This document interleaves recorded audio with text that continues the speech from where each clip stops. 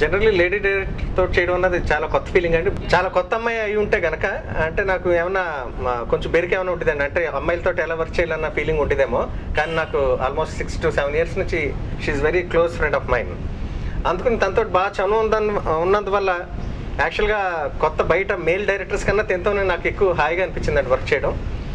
Because she was తనకి ఏం కావాలో నాకు చాలా బాగా క్లియర్గా ఎక్స్ప్లెయిన్ చేసేది వితౌట్ ఎనీ ఇన్హిబిషన్స్ ఏముంటుంది. చాలా క్లోజ్గా ఉంటుంది, చాలా ఫ్రెండ్లీగా మూవ్ అవుతుంది.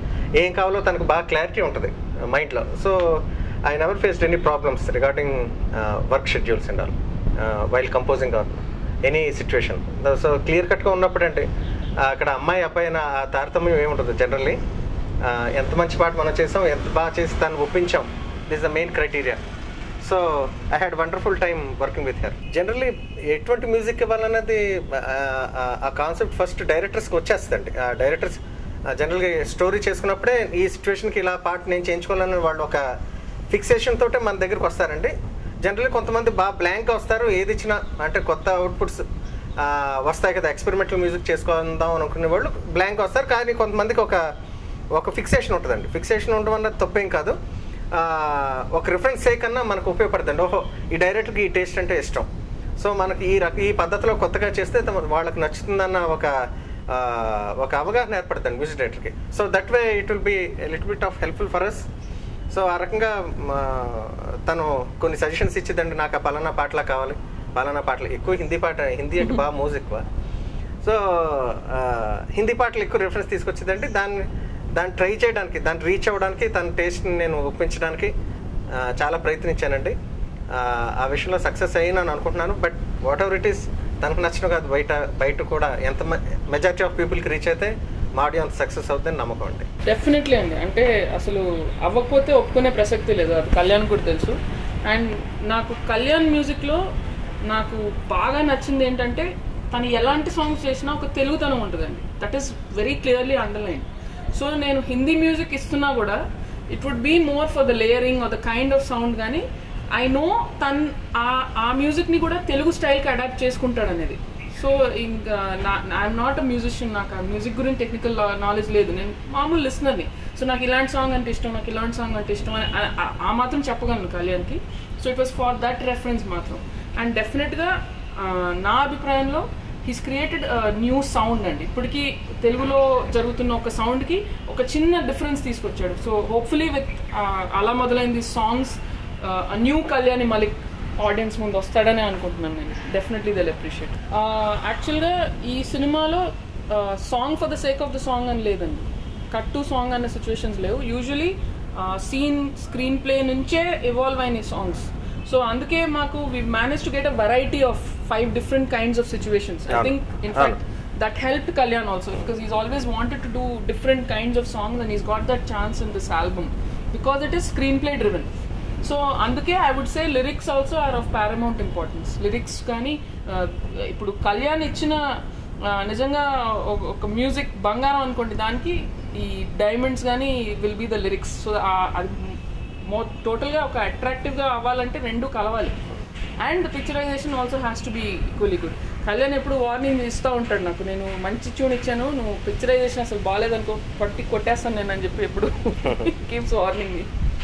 చాలా అంటే అయ్యో విపరీతంగా అంటే బయట చెప్పడానికి బాగోదంటే అవన్నీ ఎవరెవరు అంటే నేను చేసినవి చాలా తక్కువ సినిమాలు అండి. బట్ ఈవెన్ దెన్ ప్రతి పాట కూడా వాళ్ళు ఎంత ఇష్టపడి టార్చర్ పెట్టి చేయించుకుంటారో, మాకు పలానా సౌండ్ కావాలి, పలానా కావాలి, పలానాది కాపీ కొట్టండి, పలానాది అడాప్ట్ చేయండి, ఆ టోన్ బాగోలేదు, ఈ సింగర్ బాగోలేదు, ఇన్ని రిస్ట్రిక్షన్స్ మధ్యన వర్క్ చేసిన తర్వాత ఏం పీకవు నువ్వు అన్నది అడగబుద్దేస్తండి బాగోపోతే.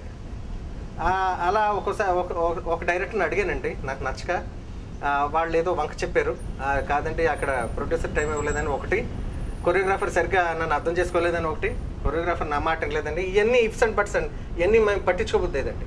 నేను ఫైనల్గా నేను ట్యూన్ చేసిన తర్వాత నా కీబోర్డ్ పేరు సరిగ్గా వాయించలేదు, నా సింగర్ బాగా పాడలేదని నేను అనట్లేదు కదండి. సో వాళ్ళు ఆ వంకలు పెట్టడం నాకు ఇష్టం లేదు. బేసిక్గా బాగా తీసేవా బాగా తీయలేదా, దట్ మ్యాటర్స్ ఫర్ మీ, అంతే. నా పాట నువ్వు ఎంత బాగా నువ్వు అర్థం చేసుకుని నువ్వు బాగా అడిగావు కదా, నువ్వు సాటిస్ఫైడ్ కదా, నువ్వు నన్ను సాటిస్ఫై చెయ్యి. సో అలా నేను బాగా తక్కువ సాంగ్స్లో నేను బాగా సాటిస్ఫాక్షన్ లభించిందండి ఈ రోజు వరకు కూడా. అయితేలో నాకు ఏలే చంద్రశేఖర్ చేసిన ఆ పాట నాకు చాలా ఇష్టం అండి. ఆంధ్రులో కోకిలమ్మ ఆ పాట నాకు చాలా ఇష్టం. అండ్ అష్టాచమ్మలో ఆడించే అష్టాచమ్మ ఆ పాట నాకు చాలా ఇలాగా they are very few to mention. Music అన్నది చాలా మంచి మీడియం అండి to express, to elevate or express, I mean backup your emotions. Director visualize చేసుకున్న దానికి కొంచెం సపోర్టివ్గా దాన్ని చెడగొట్టకుండా ఆ సీన్స్ని నీట్గా బ్యాక్గ్రౌండ్ స్కోర్ చేసండి. బ్యాక్గ్రౌండ్ స్కోర్ ఎలా ఉండాలంటే basically talking about background score చాలా బాగా చేశాడు కళ్యాణ్. అంటే నాకు ఎప్పుడు అది నాకు స్పెషల్ క్వాలిటీ కింద ఎప్పుడు అనిపించలేదండి గతం సినిమాలకి ఎవరన్నా.